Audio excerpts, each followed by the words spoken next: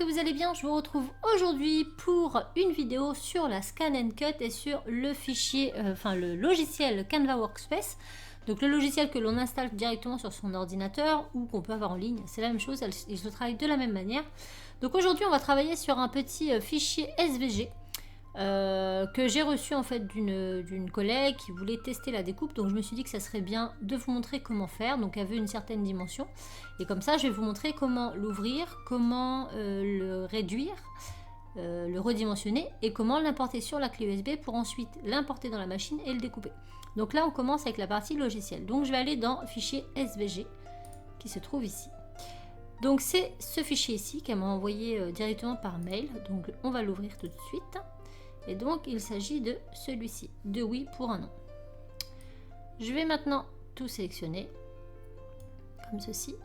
Je vais aller dans édition, gestion de chevauchement, fusionner.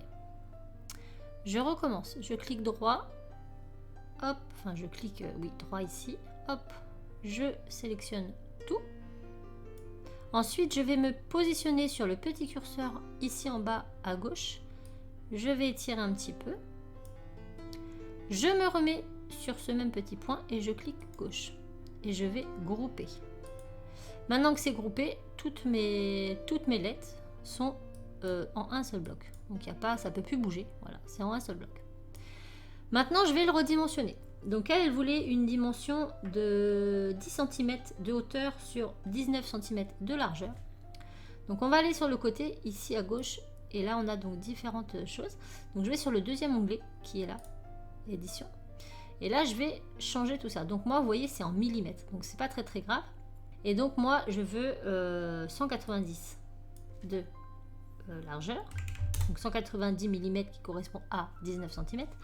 Et je veux 100 mm de hauteur, donc 10 cm.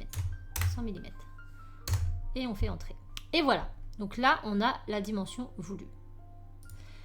Maintenant que j'ai ça, je vais le positionner, on va dire là, mais on pourra rebouger sur la machine, c'est pas très grave. Je vais venir l'importer dans ma clé USB. Donc j'ai inséré ma clé USB dans mon ordinateur. Je vais aller dans Fichier et je vais aller dans Exporter le fichier. Là, je vais choisir ma source, donc disque amovible, pour le mettre dans ma clé et j'enregistre. Maintenant, hop. Ne pas enregistrer. Donc là maintenant je vais aller dans ma clé USB pour vérifier. Et donc il est bien ici.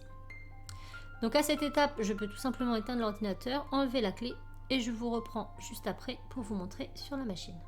Donc nous voilà donc sur la machine. Donc j'ai inséré sur le côté ma clé USB et là on va aller chercher le fichier.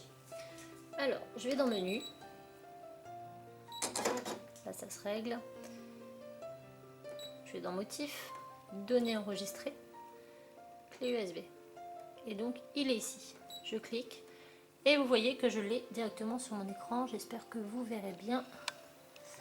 Là vous verrez mieux. Donc là on n'a pas besoin de le redimensionner dans la mesure où je l'ai déjà fait sur l'ordinateur. On veut juste le découper.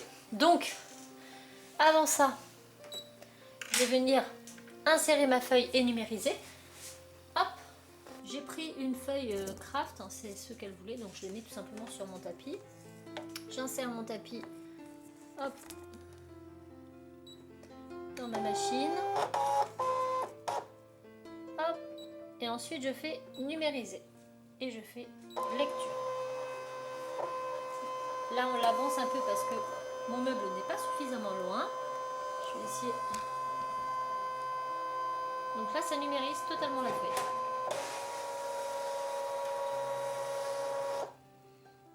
Voilà. Donc je vais vous rezoomer l'écran, vous allez voir qu'on voit parfaitement le papier craft et où se trouve mon motif. Donc moi je trouve que je suis un tout petit peu trop près du bord en haut. Donc je vais sur cet onglet et je vais pouvoir le bouger un petit peu.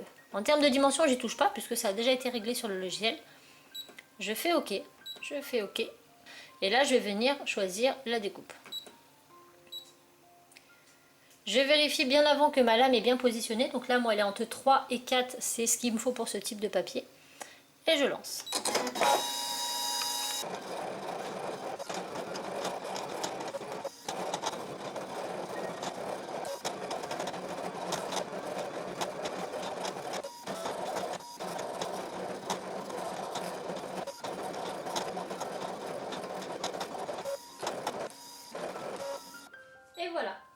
fini, découpe terminée, ok.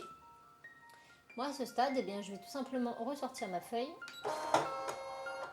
et l'éteindre. Hop, donc je retire. Donc voilà, j'ai à la fois un pochoir, 2 oui pour un non. Et j'ai également les découpes, si je veux mettre sur un autre papier. Voilà, donc j'espère vraiment que la vidéo vous aura plu. Si c'est le cas, n'hésitez pas à la liker, à partager, à vous abonner. Et on se retrouve très très bientôt pour un nouveau B.A.B.A. de la Scan & Cut. Ciao!